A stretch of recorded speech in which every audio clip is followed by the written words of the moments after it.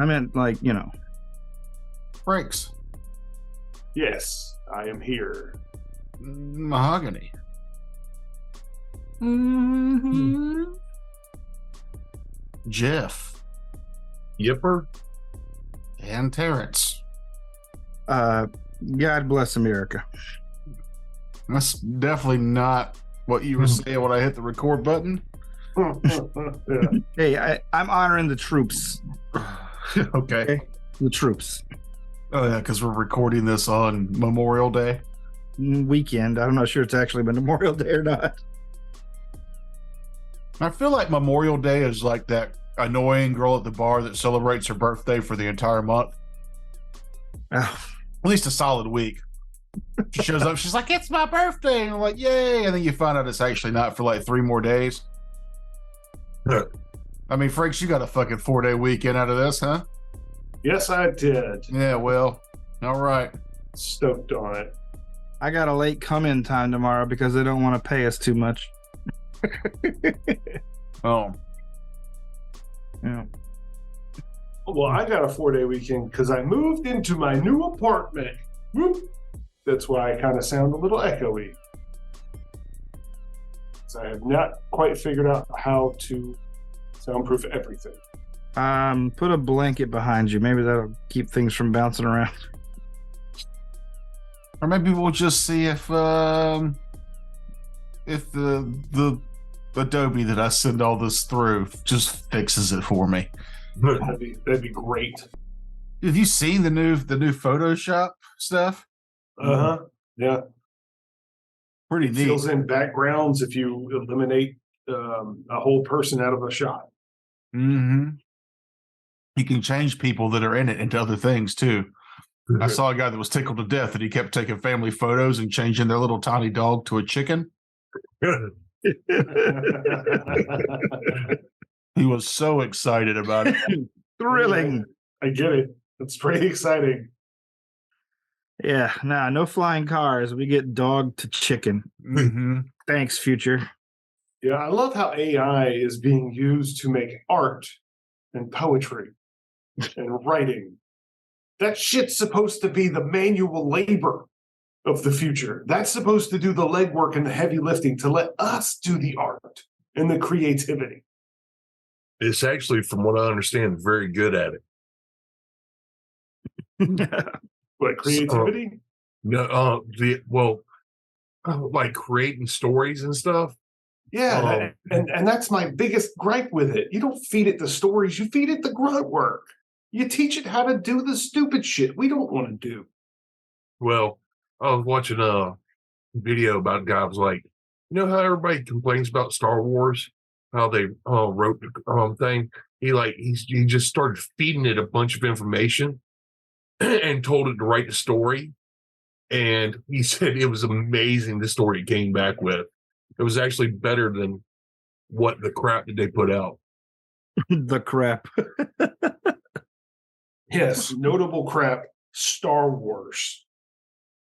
Well, you got a bunch of people who only want to be derivative because they're afraid that people won't understand. So they just do the same thing over and over and reskin it. Yeah, but that's all AI is. It's incredible. It's all derivative. It's been fed a bunch of stuff. Derivative in a way that you wouldn't think of. Right. Because you're thinking about it the exact same way over and over and over again. It's derivative in a subverting your expectations kind of way. Like Rian Johnson. Rian. I'm not the end all be all Star Wars nerd. But to say it's all crap would be wrong. No. It's not all crap. But what they were trying to get at was the first 3 movies were, for the time period, were really good. Yeah. Well, they came out in the 70s and they had just started writing stuff 10 years before that, right? So the stories hadn't all been told yet. Writing stuff. They just invented writing. The stories didn't get invented until the 1950s. That's true. That's true. Then the world got color. when the talkies came out, then No. they started writing stories. I'm gonna tape your eyes open and make you watch Sunset Boulevard, you piece of shit. Hmm. We watched today some more of the Star Wars Visions. Oh, yeah. I watched a couple of the second season. You Got know, around. about 2 or 3 into the second season. It's real good. It is. I skipped ahead to the Wallace and Gromit guys short. I feel like we might have watched that. Is that the pod racing one? Yeah. Yeah, that's the one. That's what we just watched today. That was fun. That was a fun one. Even if the story sucks, the animations on them are unique and fun to look at. There's a lot of like visual gags going on in that one too that I really like. I Speaking- thought Andor was gonna suck, and it was fucking awesome. I've heard good stuff about that. I Yeah. wasn't sold on Andor till about episode 3, and then it just took off. Yeah. Then I realized, oh, it was like fucking 12 or 18 episodes of that show for that season. It's That's really good. amazing. That's a Star Wars show without any lightsabers or the Force. That I know Very of. minimal if it's in there. I can't remember it being in there at all. I don't remember anything about the Force or lightsabers. It's more spyish, from what I understand. Oh, wait. No, I'm thinking of something else. Never mind. I'm thinking of the movie. I was like, wait, Darth Vader's in it. No, he's not. He's in the movie. Mhm. Rogue One. Yeah. Which was also a very good movie. Yeah. Yeah, It was I like agree. one of the better modern Star Wars ones. Yeah, because it's the only one. Well, it's the only one that's not just remaking the original trilogy with a twist. Yeah. I think that's the real problem for both the J.J. Abrams ones and the Rian Johnson one. They had abandoned the entire format of Star Wars, and Star Wars is an entirely like kind of modernist way of telling a story. You're telling a straightforward tale of action, adventure, romance, conquest, and villainy and heroism, and all that stuff. Like it's meant to be sincere, and like the J.J. Abrams stuff with all its self-referential crap and recycling the old plot lines was like meta modern, and then like Ryan Johnson is Yeah. like postmodern. He's like, oh, I'm breaking all this down. I'm doing a deconstruction of Star Wars. Like nobody wants that in their Star Wars. They want a Star Wars movie. Yeah. Well, if they Just shut up and do a Star Wars. if they had stayed with the what do they call it, legendary? What's the stuff that was like all the printed novels and stuff that came out the before? old extended universe, the legends, I guess is what they call it Yeah, now. all that stuff was. I'm not saying all of it was really good, but a lot of it was really good. It was better. Yes. Yeah. They have cribbed a lot of it from it lately. Like they straight Yeah, up I noticed took a lot that of too. it for- It actually had what's that word? Heart. It had like the feelings of the writer. They actually cared about the story and the characters. It wasn't just a Well, that's another thing too. When you go from book to film, from a book, you have one, maybe two writers putting their story in perspective. And in a movie, you've got a team of people. You're never going to get the same type of you've got cohesiveness and focus depth of groups and story. executives Yeah, and that too. producers. and with the modern Star Wars, you have that ineffable quality inherent in all like big business, cynical cash grab. But we can all agree that the prequels were garbage. Absolutely. Okay. George Lucas really shit the bed on those. They've grown on me. I Oh, like fuck you. I like the first one, but that's because like the little kid was cute. And I'm gonna say it, the pod racing was cool. It was fun. I Yeah. enjoyed it. Like I don't know how old I was. I was in my like early teens or something, and it was fun. You were the right age for it. Yeah. Yeah. Like the pod racing was cool, but then he grew up and he was just like, it was like Harry Potter in the 6th and 7th book. Like, just stop crying. We don't Yeah. care. We do not. Nobody cares about I you think- being the best and crying about it. They go to such great pains to recontextualize those 3 prequel movies in like the Clone Wars animated series. I've not that- watched it. Well, it kind of softens your view on them, but apparently, Well, Hmm. I'll say this: that first movie, that first prequel, episode 1, straight up destroyed that kid's life. oh yeah, he was arrested in Walterboro. That's Was where he he finally, really? yeah, that's where he What? finally like. That's where he finally got caught. Where all of his drug use and being kind of crazy caught up with him was Walterboro. The little kid? Yeah. The little kid actor? Yeah. I don't know his name, but I'm just asking the little kid, not the one that was, not the dude that was in the second and the third one, but the little kid actor. Yeah. Yeah. That's sad. He ended up in Walterboro. Yeah. That tells me everything I need to know about Walterboro. No, he didn't live in Walterboro. He was driving through Walterboro. That's fine. I don't care. He was there. And Walterboro is the drug capital of South Carolina Where? because it's on 95. Where? You mean the town with 2 exits and a notoriously corrupt police force? Yeah. The town that in the 70s they actually had police escorts through the state for the drug. They're the Caravans. fucking city cops in what's that movie? Super Troopers. If only they were so funny. Yeah, yeah. That shit went down. There was a judge on the cartel's payrolls. They were running cocaine through the Walterboro like it was. You say was like it stopped. Well, they caught them in the 70s.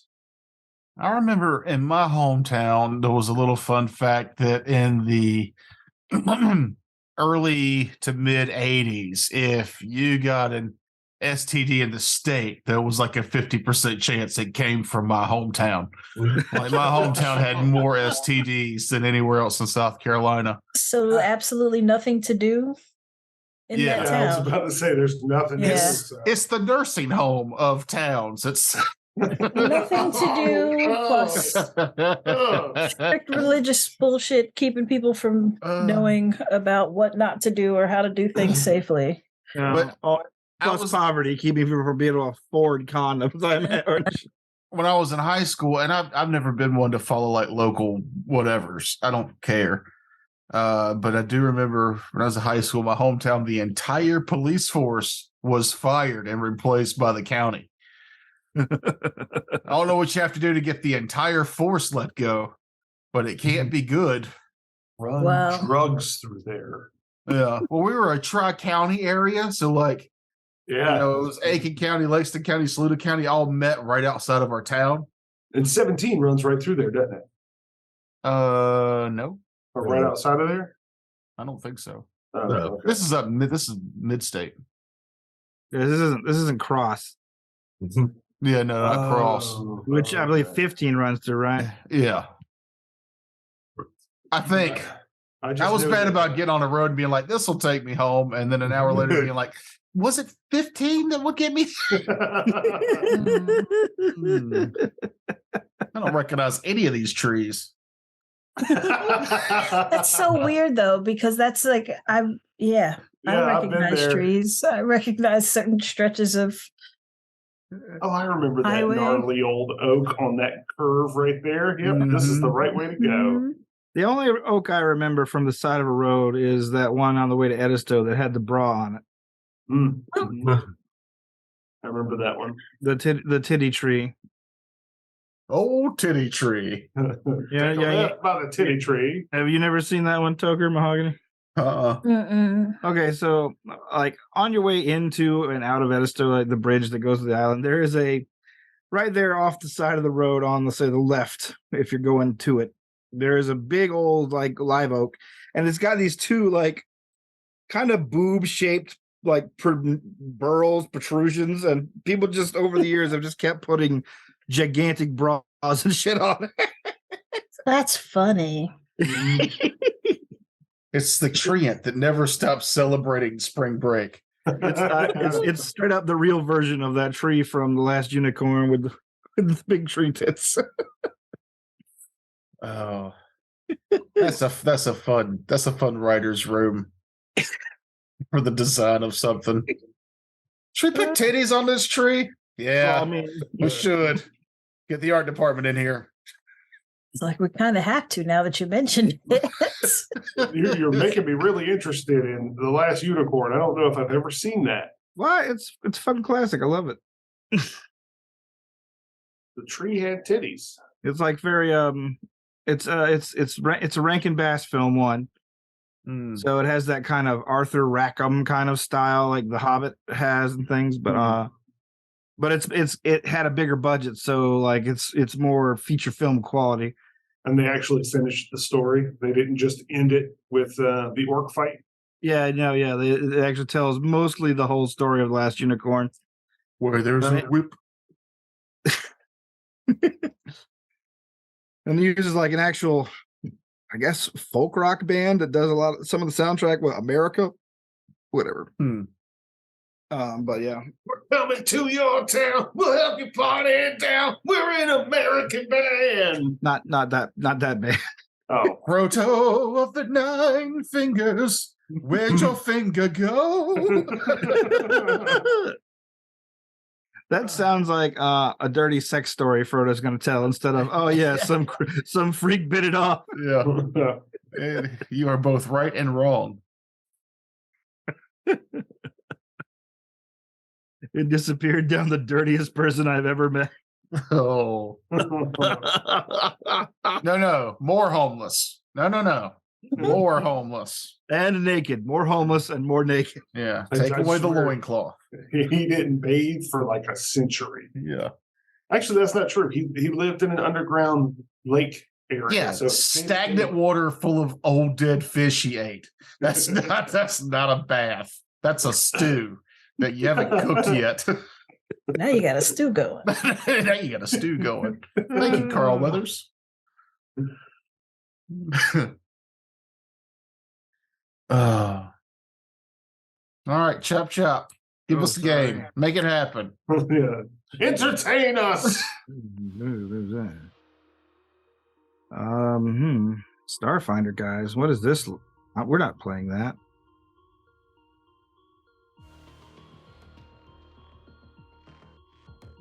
Scoop-doop-doop-doo. Let me leave. Okay. I'm just scrolling down. Jesus Christ, Jeff. Calm yourself. Since we're not playing Starfinder, It's only a short diversion. Quit crying.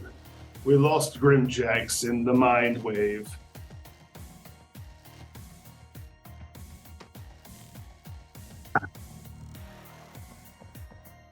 Tonight's program is brought to you by Mr. Chew's Synthetic Human Jerky, a bold, spicy, cannibalistic snack for the deep space savage in all of us. Welcome to Raiders of the Lark 2.0. I really hope that there was quotes around synthetic human jerky.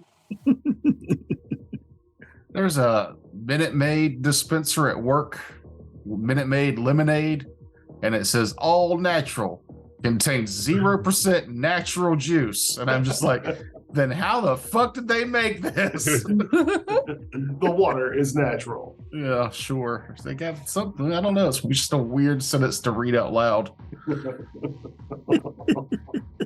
All natural, made from 0% natural juice. I think the most Contains freak- 0% juice. Oh, I think the weirdest thing I ever seen in a package was like I bought a thing of cheese doodles once, and it had a sticker on it that said "Ring up his meat." What? Okay. Oh. Where was that? IGA? It actually was the IGA. I fucking knew it. They're trying to pad their meat sales for some reason. Back when it was Foodland, before it was IGA, yeah. Jesus Christ! We got both though. You know, what was it? I can't remember. We didn't always have an IGA in our town. No. We had a different low-end grocery store and Was it a Harvey's? a what? no. Oh. Harvey's is the Southeast Grocers. Like they catch all the cast-offs from Winn-Dixie. So whatever doesn't sell at Winn-Dixie goes over to Harvey's. No, this has always been kind of a second run grocery store. But anyway, sorry. That's irrelevant. It is extremely irrelevant to what we were doing. All right. When we last left off, the rock star / religious cult leader, Alexander Nevermind, was intrigued by your tale and the conundrum that you were in, and offered to help you retrieve the information you want, and perhaps even to retrieve your friend from within the data sphere that housed a miniature version of the simulation that you guys woke up from. After doing a little dealing with him, promising to do a favor for him, he inserts you all, and the next thing you know, you wake up in a gloomy, dark landscape. Nothing but cracked earth and dead weeds underneath your feet. A cloudy, gray sky overhead that occasionally rumbles with thunder. You see landmarks on the horizon, but it's difficult to make out what they are. Just sort of darker protrusions on the skyline. And as you take your first steps, you see words appear before you. Who are you? And you realize that this is a prompt.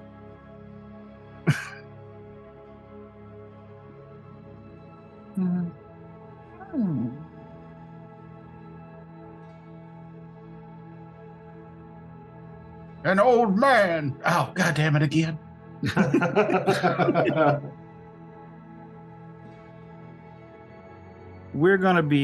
You'll be experiencing this portion of the game and the adventure that we're on through a mini game, a legitimate mini game, a rules light OSR-ish kind of thing called Grave, a derivative of the popular indie game Knave.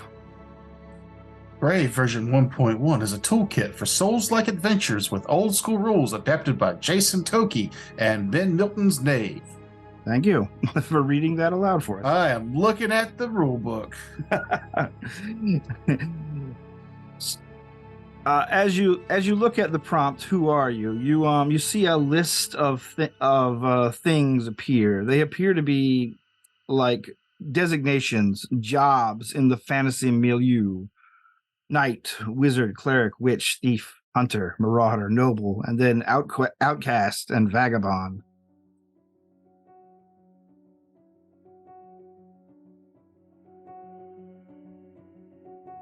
Who wants to pick a class first? Oh, Weep is a marauder. All right.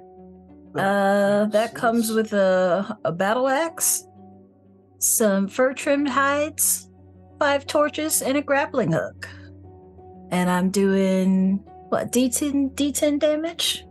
Plus 2 armor. Not bad. Oh, and a 20 feet of rope. Hooray. Okay. What are you selecting, Frakes? Geist looks down at himself and he sees hooded leathers, 2 daggers, and he examines his heads-up display, and he sees that he is a thief, which doesn't really jive well with his personal view of himself, but it's as close as he could get in this particular setting. Valgorth. No.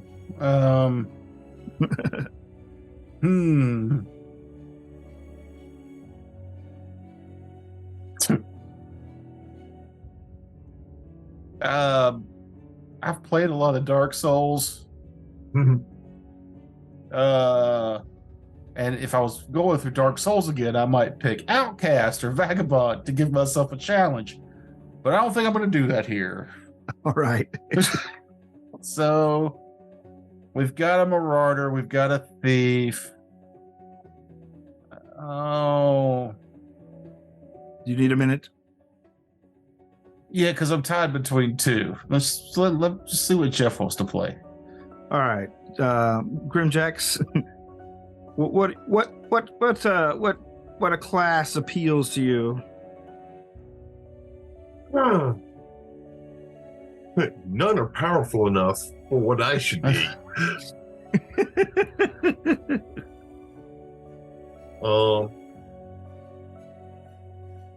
Kind of a little mixed on this. So I was looking at the noble and I was looking at the knight. Both good options. The noble means you have to go shopping, though. Part of me wants to go vagabond. Let's just go random. Yeah, Vagabond, it requires a lot of dice rolling. Well, if you're doing Vagabond, get started on your rolling. I'm going to go back to Tucker. Just to make life simple, I think I might just go knight. So right. here's a question. Okay. You come with certain equipment. Yes. Is there any way to get new equipment as we're going along? Yeah, you can get more new equipment as we go. I believe you also start with a small amount of money. Let's see. Cannot find it. Oh, fuck. The writing in this doc is so tiny.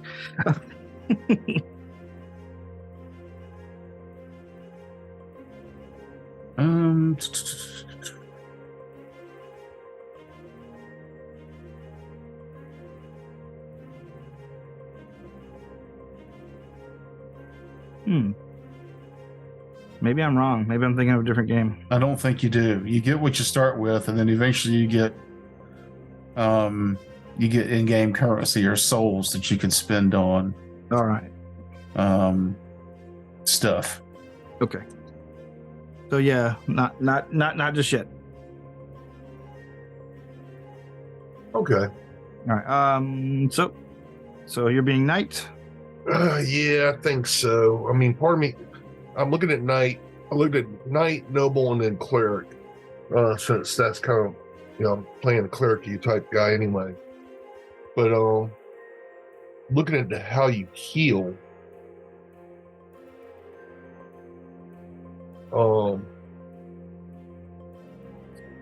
just the problem with the cleric is they don't get hardly any armor. Nope. You gotta scrounge it. But this game, the more armor you wear, the less stamina you have available to do stuff. So, yeah, the heavier armor you wear, the fewer number of spells you'll be able to cast, or abilities you'll be able to use. Because like the way it tracks spells per day is whenever you use a spell, it makes you more tired, so it takes up a stamina / inventory slot. And for this game, I'm gonna give y'all the bonus of 10 plus your strength. or what? That's your stamina? Yeah. Or 10 plus your con, sorry. Blah. All right, so that would be... Okay.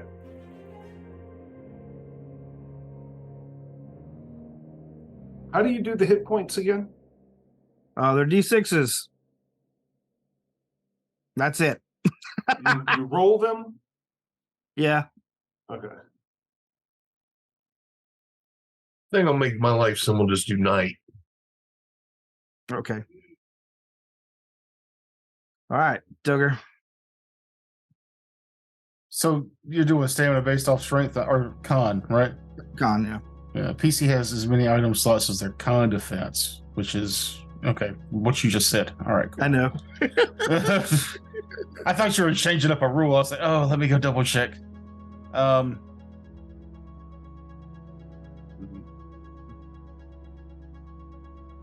how is revival done? I'm trying to read this, and I'm not seeing all. I guess a lot of these are in the Knave book. No, What's in everything there? everything that plays in here. It's just the booklet is so like compact. They really kind of squish everything together. It's only 8 pages. Yeah. I'm gonna go with the witch. All right. Now you just went with the one with the highest charisma. Mhm. Well, I was also between cleric. I'm fucking with you. I was also between cleric and witch, and then I realized I'm not playing a nice guy. I'm not gonna play a cleric. I'm not gonna spend this game healing people. I'm gonna throw fire at people. And I was like, ooh, wizard. But wizard has a lower con and charisma, and basically throws spells. So I was like, witch is better. I think witch is just inherently better than this.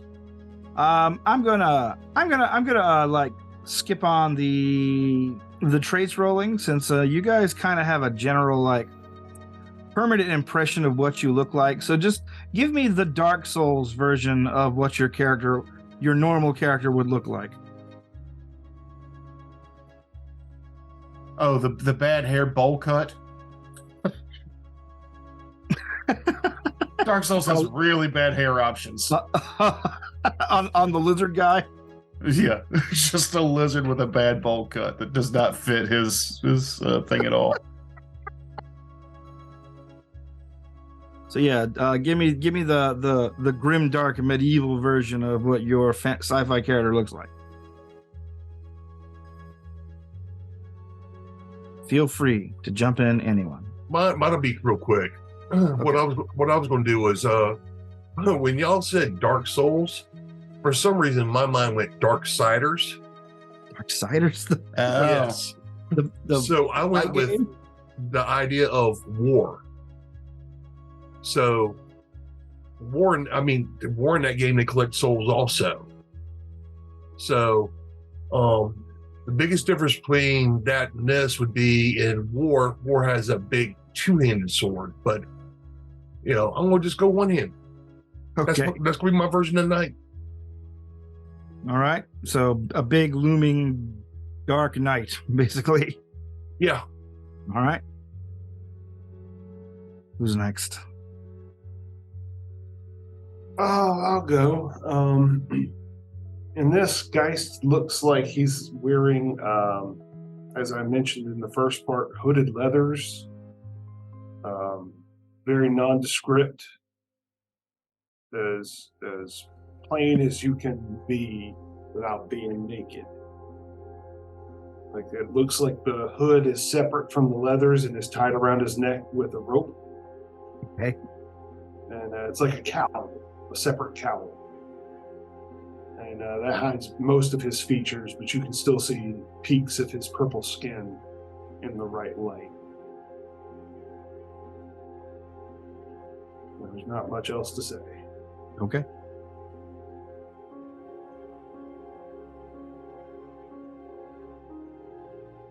One of you two? Weep.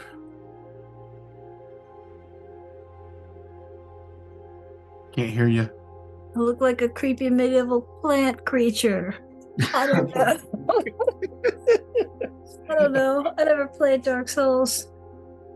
Well, just assume that you're like the haunted house version of basically yourself. So kind of like a twisted, gnarled kind of tree creature. Yeah, like I said, creepy medieval plant creature. Right. Use your imagination. Duggar, any revisions? Yeah, no, it's the tattered robes witch from Dark Souls. The hood can't see the face. The robes are tattered. There's little flickers of ash that are still glowing embers on the tips all the way around. Seems to want to ignite, but won't. Yeah, just shadowy, smoky figure in tattered singed robes. All right. After you select your classes and you basically your visions, your individual visions widen out to see the rest of the party and their strange, twisted, dark forms here. You guys each get another prompt. Enter name. Mine's gonna be Grimjacks. All right. Geist.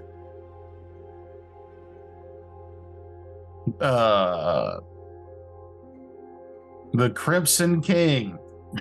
Okay. What are you going with, Mahogany? Sorry. Beep. Okay. A swear word beeped out.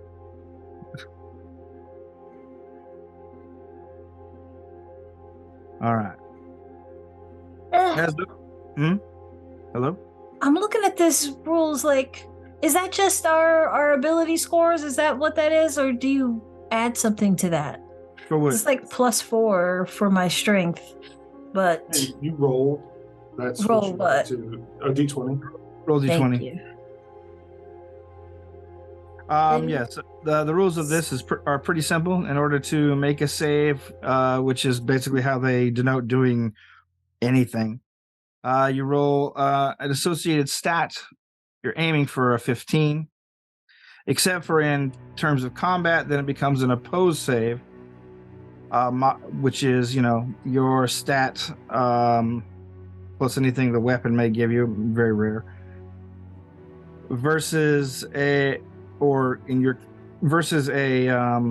armor save, which is your armor bonus plus your stat bonus based on what kind of attack it is. So if someone's firing arrow at you, you use your dexterity plus your armor. If someone's doing melee at you, you use your strength plus your armor. There you go.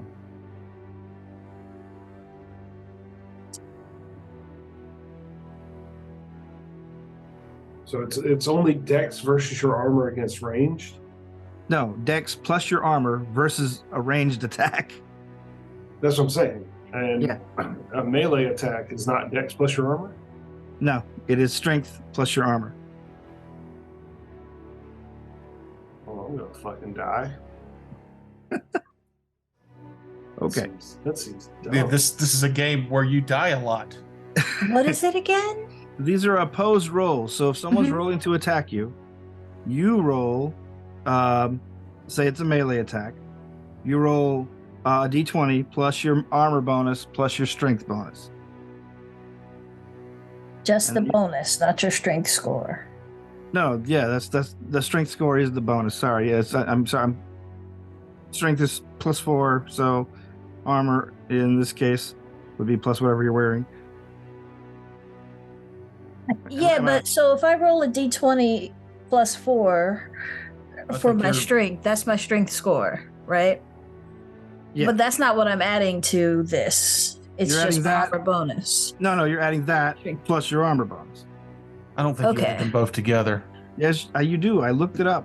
Attacking and defending are handled like opposed saves between the defender's armor and either the attacker's strength for melee or the attacker's dex for ranged weapons. Okay.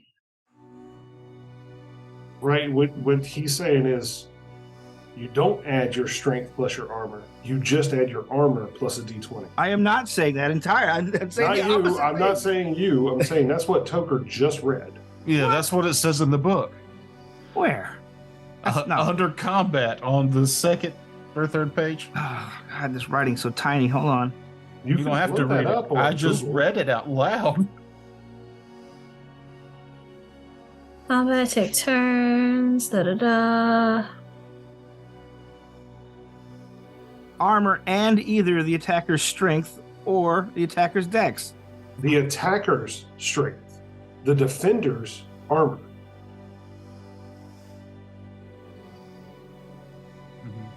Ah,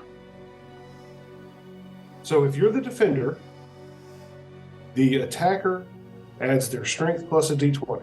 They're right. oh, okay. Sorry. You Okay. roll right. your armor. Right.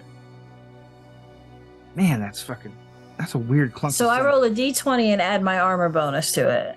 I guess. Defend. To defend. Okay. All right. Yeah. I'm gonna Okay. y'all just gonna let it go and had a better chance. But all right. I just want to do it right. You know what I'm saying? But when I attack, I roll. It's just my strength. Yeah, Okay. you Who's would add calm? just that. So boring. Yeah, this is You about don't roll integrity. anything when you attack? You do roll when you Yeah. attack. You roll.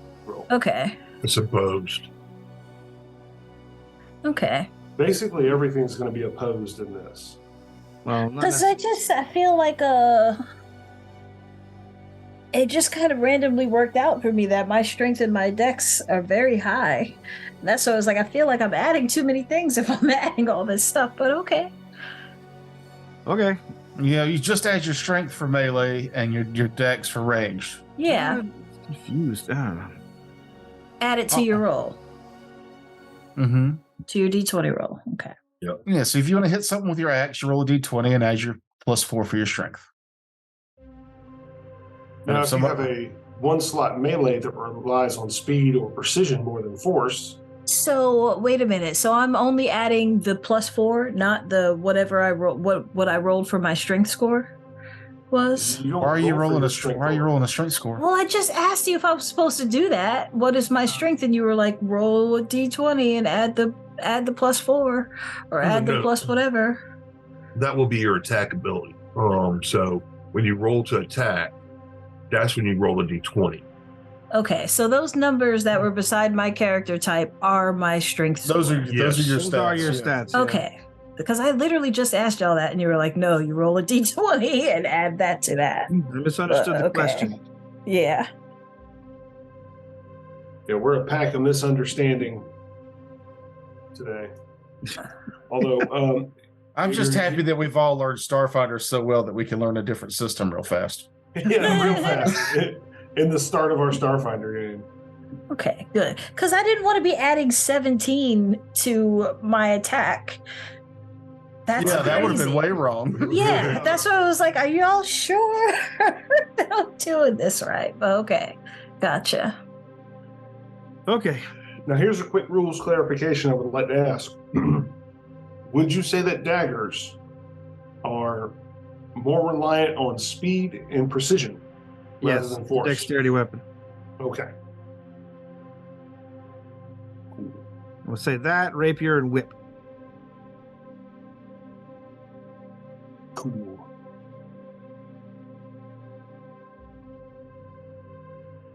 Designers note, dexterity-based melee weapons are common in Souls-like games. The weapons with the highest damage potential should still tend to be strength-based. Okay. I like the little Right. designer notes; those are fun. Yeah.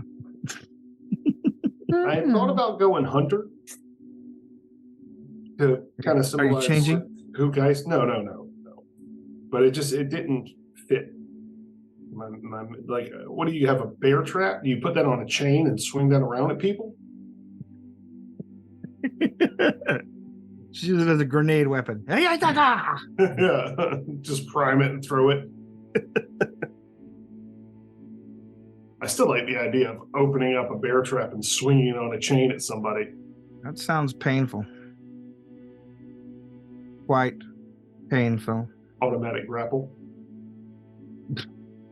You just throwing things in there, aren't you? Just like Yeah, that just makes sense to me. If you hit Okay. somebody with a bear trap on a chain, that should be an automatic grapple. Unless they're just strong enough to break any chain Yeah, and just walk around with a bear trap on their leg. sorry. It's the most fucked up scorpion I've ever seen. Get over here. All right. So anyway, yeah. Back to this. You put your names in. And suddenly you see opening before you is basically just, it looks like the wind is sweeping away piles and piles of ash and sand, revealing a road made of shattered bricks that head off to the west. There's also two more paths that seem to be swept out of the way, one to the north and one to the east. No indication of what they are. No no way to discern what's on the horizon. You just have 3 choices before you, and you don't have any clue as to where they could possibly lead. Well, What do you let's do? go forward. Straightforward. Yeah. Now let's see which way you were facing initially. 1 being north. Roll d4. Well, were- I like towards the horizon, I feel like. Well, it's a horizon in every direction, you know. Like, Okay, I suppose. It's all flat plane. Yeah. you were facing east. Yeah, then we go. Or sorry, you're east. facing. Yeah, east. Okay. Never I had to remember my compass rose there for a second. All right. Well, then, Whip begins to head east down the eastern path. She seems like she knows where she's going. Let's follow her. The Crimson King will follow. Is that the voice? That's the voice you're going with? Shut your mouth, you weird creature. Yeah, like Oh, he's in full now roll. that I'm not knee deep in rules trying to figure out shit, the way I see Weep is more like like the creepy Groot drawings. Okay. Kind of like that, just hulking and like big hollow eyes and jagged thorny teeth. Okay. And yeah, Now I gotta look up creepy lumbering Groot. on. Yeah, you just seem to say that like we all knew what that meant. I feel like everybody should know that Groot was like terrifying before they made him cute Groot in the movies and stuff. In the comics, he was terrifying to behold and a bit like just a bad dude. Well, I mean, in the comics, his people were conquerors. Yeah. They would seed a planet and take it over. Yeah. Being a Groot, you know, it's a lifestyle. You know, I don't approve, but you know, live and let live. They're a lot like 40K orcs.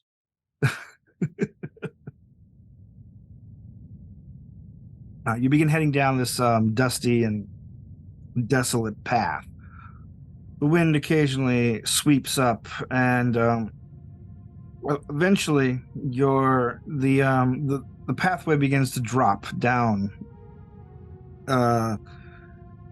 basically slanting downward into a valley, where you see that there are a lot of trees that look a lot like Weep, in that they are twisted and gnarled. A sort of a copse, if you will, of these possibly dead trees. It's difficult to tell here. You know that you're in a digital mindscape. You haven't forgotten who you are or why you're here. But the place seems to insinuate itself. It looks very real, given the low power of what you're being basically funneled into. And as you head down the hill into the copse, you can see, as you move through the thick trees where the path is being crowded by roots, there is a flicker of orange light in the distance in the trees. As you approach it, you see that there is a campfire. And sitting around that campfire is a pair of men. One of them is wearing deep crimson robes, a lean figure that is sitting on an overturned log. You see a single glowing point beneath the cowl of the red robes as it looks to see you guys approaching. The other figure, it looks to be like some sort of furry creature, some sort of like mangy dog-like creature that is just squatting on its hunkers basically next to the fire. It's wearing pieces of armor, but it's difficult to tell if it is a pet or a companion. behind them is a peddler's cart. And the red-robed man, once he sees you approach, stands. A voice hisses out from under the robe. Welcome, travelers. Have a seat. Warm yourself, for the night is chilly.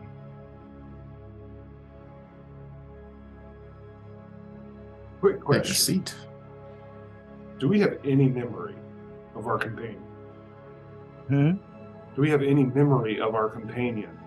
You have the memory of your companion through both the last thing you saw of him was his corpse, and the few images that you briefly looked over when you initially talked to Marcus about him. But aside from that, all we remember of him is Allegor. Yeah, all you remember of him is Allegor the Tiefling. Okay, that's definitely not going to give us any clues as to where to find him, but I will sidle up to the fire. How about the other two of you? Are y'all hanging back? No. Sit by the fire. I will hulk menacingly near the fire. Okay. Is there a sense motive skill? That would probably be a wisdom save. Thank you for your hospitality. So how would I do that? Roll d20 plus my wisdom? Wisdom. Yep. A 10. Okay. Well, are you trying to determine if the fellow is lying, or what are you trying to determine exactly? I'm just trying to determine whether or not he has hostile intent. What you can tell is that he seems happy that you're here. There is a peak of interest in his husky voice. He says, "Have you been traveling long?" All right, I'll sit down. Okay. Not very long. We just got here. Would you care to resupply? My packs are loaded from the city, and I am looking to sell my wares. Oh, what do you sell? Whatever you may need, my friend.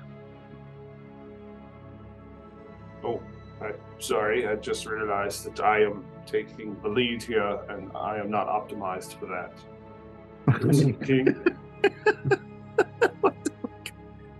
Oh my God! All right. It's a game. We're playing Video a game jargon. You're like Jesse. You're just like just slamming the button to get to the dialogue. Yeah, without skip. Yeah. Watching him play RPGs is just infuriating. What's lore? Fuck lore. It's a character from TNG. I don't care about that. He has zero interest in what is going on in the game until like a combat starts. It's a bit like Jeff, really.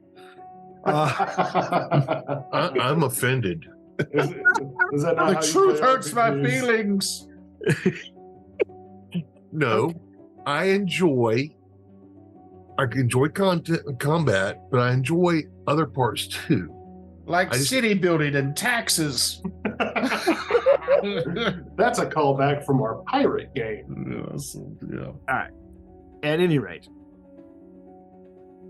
So he says, whatever you may need, my friend. Whatever you may need. You seem familiar to me. Have we met before? Friend? Look through the dialogue options. There are no dialogue options. Ask him what his name is. What's your name, friend? I am the peddler, of course. And this is my companion, the hound. The rangy, mangy-looking creature looks up at you. One of his eyes is milky white. He lets out a black-toothed smile. Arf. Hello, hound. Hello, peddler. Arf.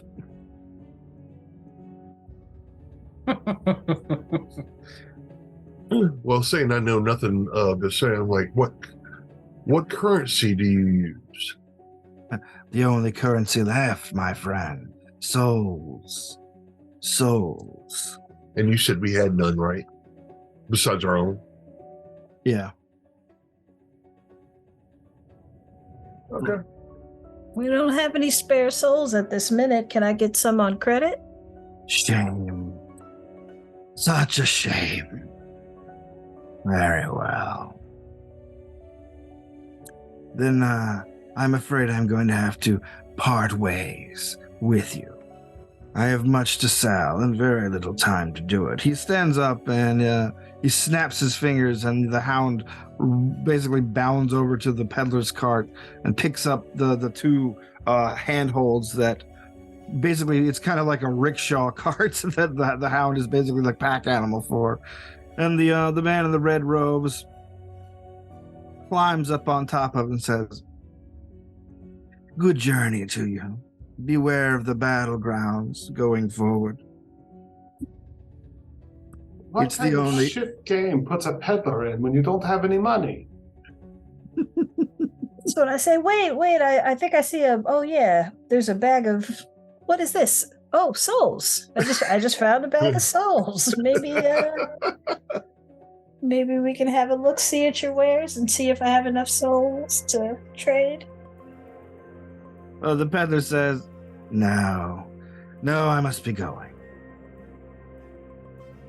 I tried. You did.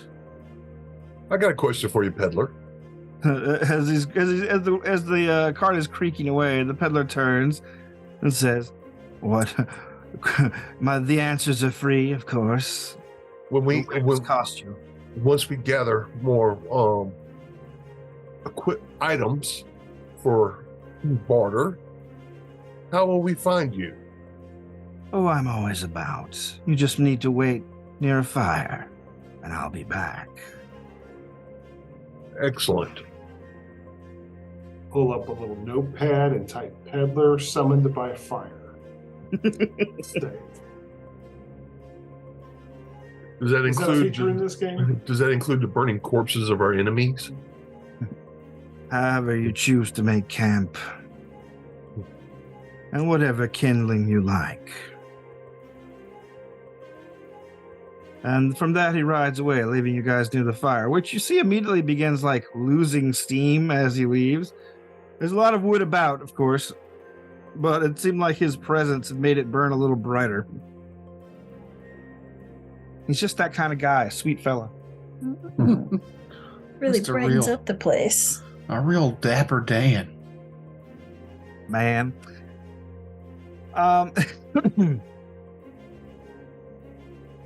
You see that there are two paths in the forest at this juncture, actually, the way, or not counting the way you came in. One to the northeast and one to the southeast. North is heads, south is tails. Yep. I got heads. Any objections? Yeah, just cause. One way's as good as another. Some people go this way. Some people go that way. Some people go both ways. All right. To the north. To the north. All right, you guys gather your things and begin, or not that you have much to gather.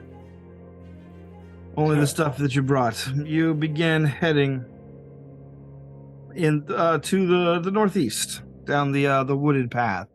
And eventually, during the flat and gnarled, tree-lined paths, it begins to take an upward slope again, getting you out of the valley. As you exit the valley, you can see what were probably one-time farmlands. You see the shattered remnants of old windmills, a few like the busted remaining walls of property dividers and cottages. But now you're guessing that you've probably been traveling through the night, because the gray gloom ahead, above you, seems to not brighten so much, but become a lighter gray, giving a more patina of a visibility over the landscape. Not a patina. And now, you said that our companion's name was the same as his character name? It was Allegor, or did he have a different name? The cat called him Al. That's right. Probably Albert. Aloysius. But it was very close to his in simulation name. Mm-hmm. Do we want to explore these houses in this village? Perhaps Al is hiding in there. Yeah. Cool. All right. You pick a nearby farmhouse and begin heading down off the path toward it. As you get to it, you see there's still a stand of what appears to be corn, like a field of corn here, but all the stalks seem to be, like, in addition to being dead, covered with choking thorny vines. The corn itself is got that explosively fungal gray puffiness about it, bursting out of its husks. Everything smells like blight and mold. The excuse me. The farmhouse itself seems to have half a collapsed roof. There is a few like remnants of the people that were here once upon a time, but most of it seems to be shattered barrels, bent buckets, an overturned and busted wheelbarrow. You see a saddle with no horse under it or anything like that, and the leather itself is cracked and decaying. And when you peer inside the cabin itself, you see the remnants and the literal remnants of the former owners sitting around a table. A family of 6 skeletons, their hands clasped in prayer over what you assume was probably a last meal.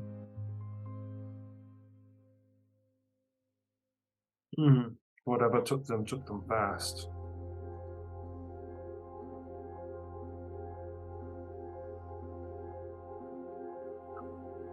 Okay. Al? He's not here. Are you looking around inside? I poke my head in and I'll actually call out for Al. All right. I mean, that's why we're here, right? To find him. Yeah. As you poke your head in and call out for a moment, and as you turn and say he's not here, you hear, "Is that you, son?" Oh. Shit.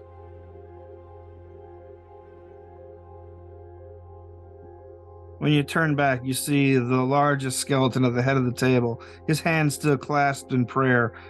The skull is turned and faced the door. "Is that you, son?" No, but have you seen Al? "Is that you, son?" The second largest skeleton turns her head, presumably, given the rags she is wearing.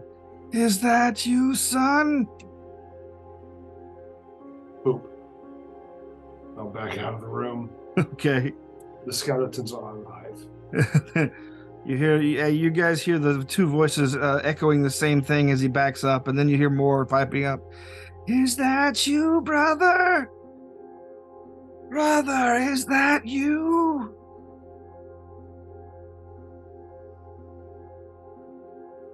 "Have you come home from the war?" You hear the chairs overturn.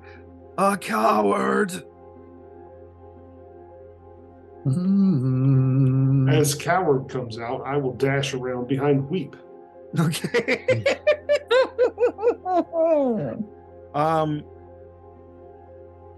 As the husky undead voice grows more angry, you see that they are lurched up out of their chairs and begin moving towards the door.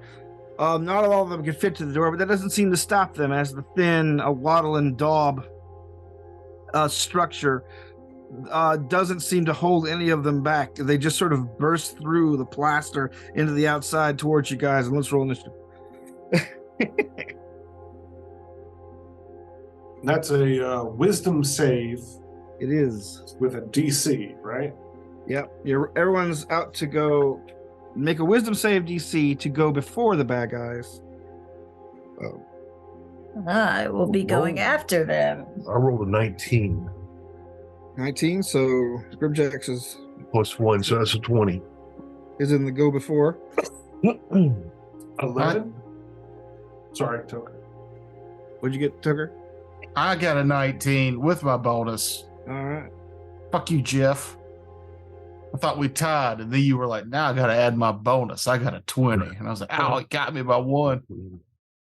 All right. So.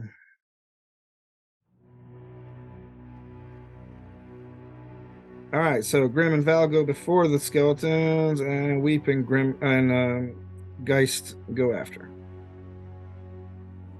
Between the two of you, who's going first? You can decide amongst yourself. I don't care. Well, are they all grouped up?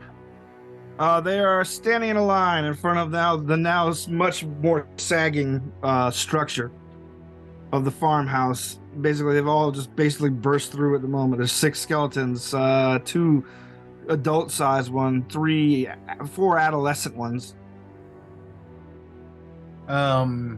Because I ask because it says that my witchfire spell, under the actual witch, it says hold or throw fire D6 area damage. All right. I'm not sure what the area is. Ooh, gosh. I think it means all of them. It sounds about right. They're awful close. Yeah. Let me see if there's anything in particular about spells we need to look up real quick. An area. I'm not seeing anything. I guess that's just adjudicating, and I'm going to say they're close enough to all be in the same area. Okay. Yeah, because I found where. Oh wait, well, spells have a range up to 40 feet. Mm-hmm. But you're fine. And then you could do the S times 10 minutes, where S is how many points of stamina you put into a spell. So a lot of them, it'll have a little S in front of it, but this one doesn't have that. Okay. Yeah, I'll dig around more, but actually I couldn't see anything. So I think, yeah, it's just kind of up to you for how much this fireball splashes. Okay, I want to say it will catch all 6 at this juncture. Okay. Do I need to roll to hit? Do I just spend the stamina and then it hits them? Spin the stamina and roll the d6, or okay. Or actually, you might have to roll the cast. Hold on.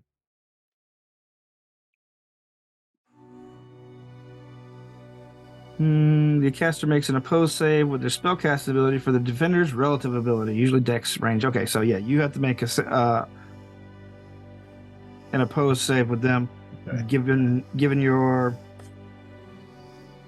let's go with charisma since you're witch. Well, I think it tells you somewhere in here. I think it is charisma for witch.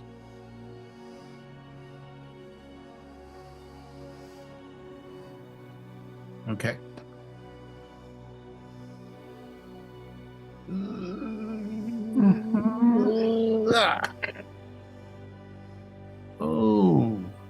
Oh. 13. You win. Oh, sweet. It's me you're rolling against here, not DC.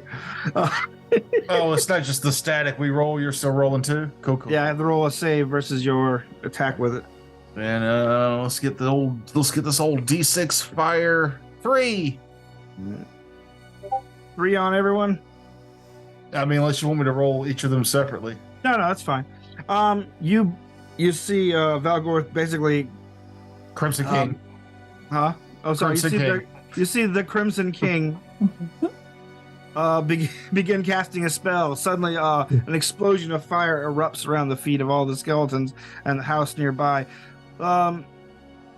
There's a brief, bright explosion of flame, and then the only thing left is the two adult-sized skeletons. You see 4 motes of light begin to sort of slowly roll away from where the skeletons were and the piles of smoking bones. Your go, Grimjacks. Just swinging and trying to hit. So that's just a D20 plus my strength modifier, correct? Yes. All right. Have to roll to save. I rolled an 8, so plus 4 is 12. You hit. Oh, I'm doing cool. terrible. So damage is just straight up damage. Yeah, you just roll the damage of your weapon. D8. I rolled a 7. All right. You basically slash into the smoking skeleton next to you. This one being the adult male skeleton of the father figure. You slash all the way through the rib cage, and he basically collapses against the smoking wall behind him. But he still seems to be making noise. Coward! My son is a coward! Then the remaining skeletons, which is the mother skeleton,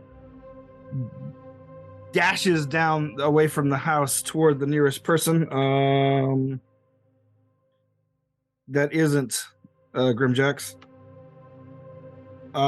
Pick a number between 1 and 3, Mahogany. 2. Okay. That is the number between 1 and 3. Yep. All right. You are correct. Yep. I win.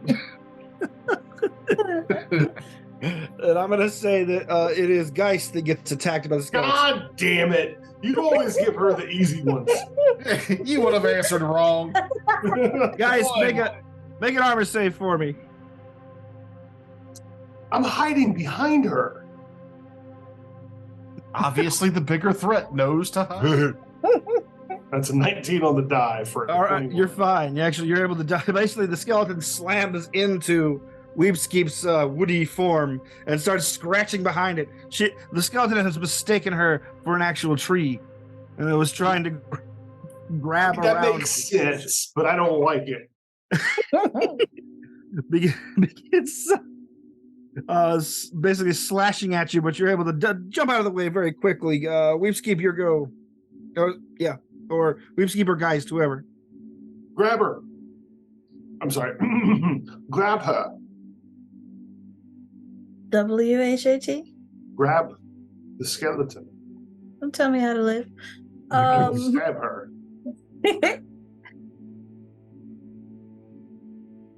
Are you going?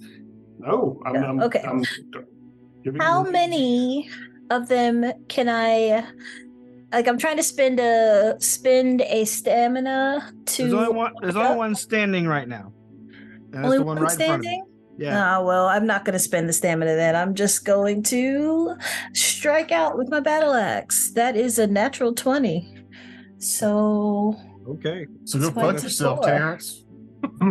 Yep. I believe. Yeah. Oh, and I rolled a natural 1 on defense. So yeah, go ahead and Well, double look- damage that. Hell yeah. I already have both of my die ready because I was going to do that. 11 damage All right. from my battle axe. All right. Your battle axe swings and shatters the mother skeleton into the many composite bones that make up a skeleton. They burst everywhere, rolling down and up the hill from your powerful blow. I am weak. I scream. Or do that. That works just as good as grabbing her. Guys, do you have anything you're doing? There's no other threat ahead of us? There's no other threat ahead. There's no one. None of the skeletons are standing. However, they all seem to be still vocalizing. The father is like, "My son is a coward," and then you hear you're hearing the younger skeletal figures vocalizing as well. Shame, shame, shame. And the one near your feet is going, "You've made me cry, son." start kicking the heads back into the door. All right, Grimjax, Valgorth, are you guys doing anything? Finishing anything off? Everything seems to be down. They're just making noise. Gathering their souls? Okay. You gather the souls, the 6 souls that are seen to be like floating around here. They're just sort of wafting around. And after you gather the souls up, however, you see that there is you see the skeletal remains begin rolling uphill and away from the house and toward a central point where the voices are still echoing together. And all the bones combine into one extremely large 6-skulled skeleton. Oh, me kicking their me kicking their bones apart didn't do anything? Yeah, kicked them apart. I was trying to kick them into Now they the have door. rolled back together again into one God. thing. Where this is a game phase is- 2 villain, goddammit. This game is garbage. The 6-skulled skeleton, they're all chanting the same thing over and over. Shame, shame, shame. But that is their action for this go. We're back around to Weepskeep now, actually. Or Weepskeep or Geist. Weep's gonna step right up, and this time I am gonna spend an extra stamina to give it an extra bit of oomph. That is 17. All right, and let me roll defense. I got 16. I'll be damned. All right, you got it. That is 9 damage. 9 damage. All right, you run up. You slash into this thing. It lets out just an echoing roar of anger. You disgrace us, it says to you. Geist, what are you doing? I will admit I've never played a Dark Souls game of any kind, so when you say phase 2, I picked the pieces together, but I guess that's a thing that's common in the games. But Geist is going to draw a dagger, rush forward, and attempt to do a drive-by slashing on a pivotal tendon or something. All right, you do a run-by slashing and do what do you call it? A roll. Yeah, I'll do a roll and slash and then roll away. All right. Go ahead and make your attack. That is a dirty 20. Okay, I'm sorry, that's a 16. That is also a hit because I cannot roll above 7 today. I misread my die. That is 4 damage.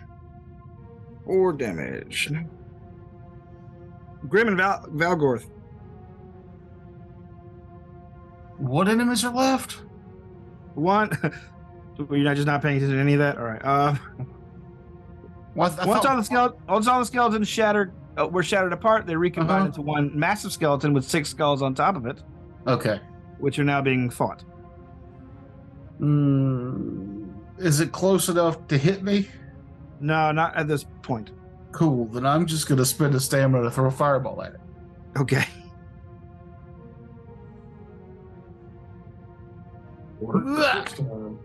I got that's not bad. I got a 17 to resist. You resisted. I got 14. All right. The creature, now more aware of your fire, ducks out of the way or moves out of the way quickly. Your fireball slams into the nearby building, doing more damage to the rotting structure. Grimjax. I guess I'll go attack. All right. Shoot it. Oh, wait. Wrong game. So I rolled a 16 plus my 4, so 20 to hit. 22 hit. That will probably, yes, definitely hit. Okay. And that's D8 damage, so 4 damage. 4 and 4. All right, it is still up. The creature lets out a roar of indignation, of pain, of shame. You, all 4 of you, are its son that has cowardly run away from the war.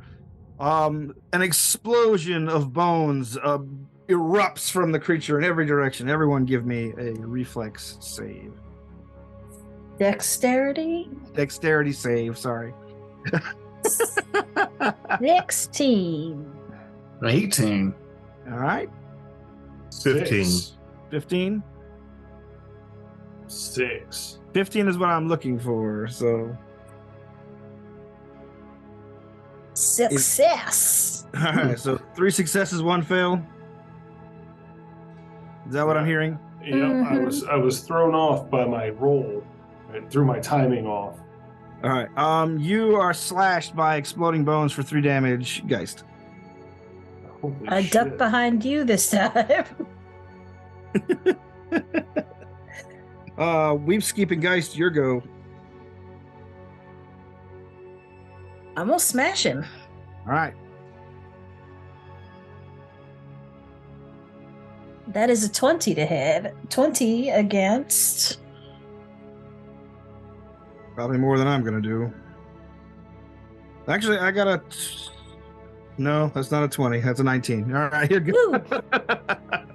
Friggin' score 6 damage. So I slash out.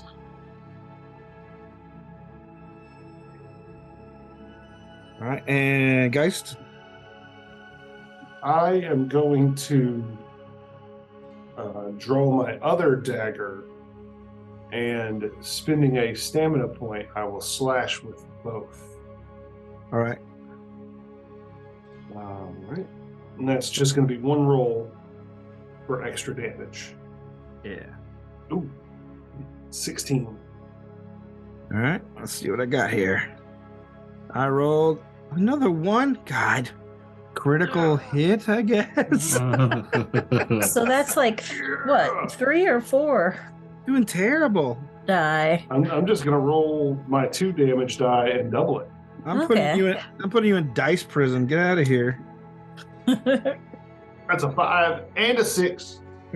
22 damage. 22 damage. All right. Your sudden burst of accuracy and fervency put this undead monstrosity down. The bones, as you pierce its compacted calcium core, basically just snap apart, begin turning to dust and falling down. The last thing you hear is the large skull going, "Is that you, son?" before it too turns to powder, leaving behind another mess of souls to roll. Like the Mess of souls. knife guy. Another 5. Weep's gonna slurp up a couple of them, and you'll see them light up the holes where her eyes would be. So how many Okay. souls total did we get? 11 right now. So there's 4 of us. We have 11 souls? Let's split this up. No. 2 of them are in Weepskeep's eyes right now, so that leaves 2 for everybody else.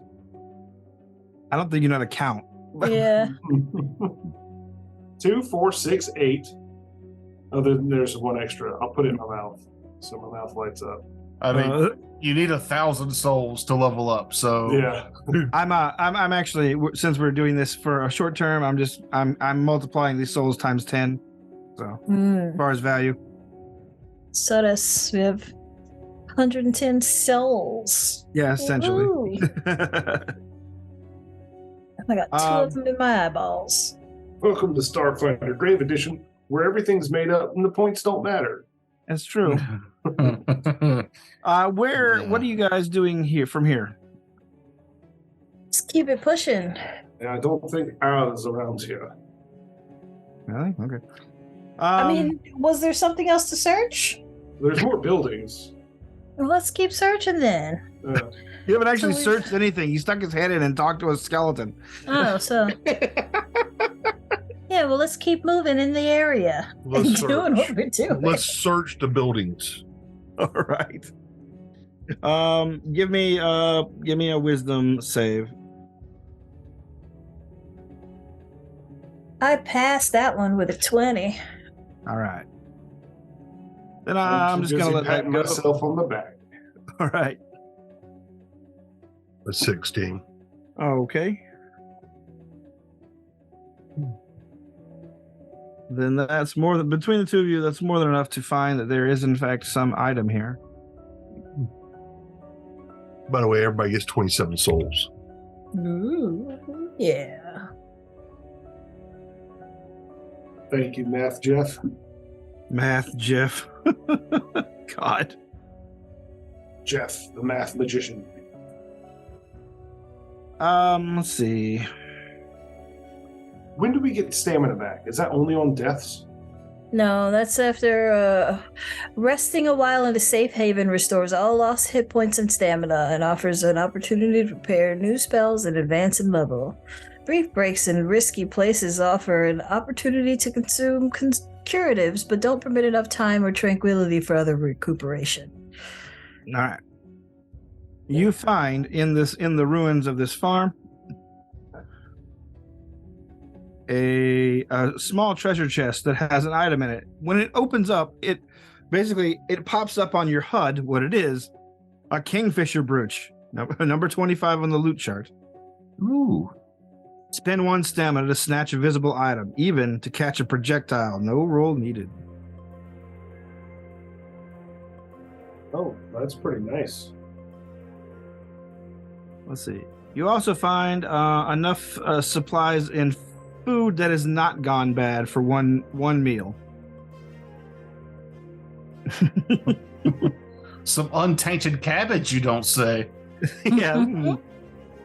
A pot that has been sealed for 300 years and has a fresh cabbage in it for some goddamn reason. Skyrim. Oh, what's in this urn? Preserved cheese? Nothing questionable about this. A Well, tuna cheese. sandwich. I just keep hoping I'll find the worms from Futurama from his egg salad sandwich that made him Yeah. super smart. And let's see. You also find, let's see. 973 more souls. No, you do not find that.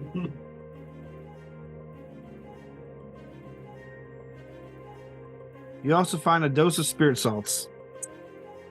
Ooh. What do those do?